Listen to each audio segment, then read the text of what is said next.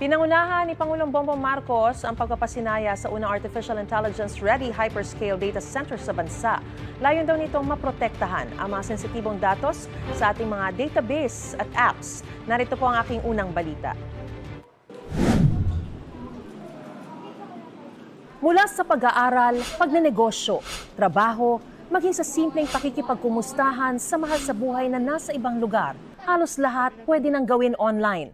Lahat ng datos na ito dumadaan sa data center. Parang warehouse yan. We store digital information such as emails, videos, business records, government files, even the apps on your phone.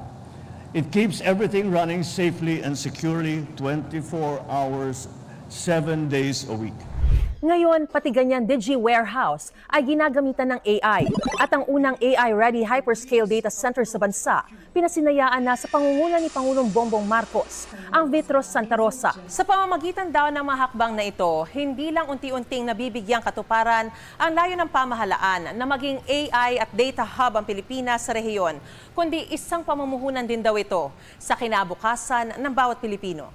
Bukod sa artificial intelligence ready, kayang proteksyonan ang mga sensitibo at confidential data sa pasilidad. Data is as critical as water and electricity. This mega infrastructure provides essential protection for sensitive data across the public and private sectors.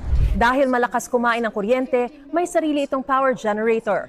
Bukod sa inilunsad na data center, inaasahan namang matatapos sa 2028 ang National Fiber Backbone Project Phase 1 na layong mapabuti ang internet accessibility at speed sa bansa na inilunsad noong 2024. To our visionary investors, I invite you to come to explore the potential of Filipino ingenuity. Bring your technology here. Let us shape the digital economy together. Ito ang unang balita. Mariz Umali para sa GMA Integrated News.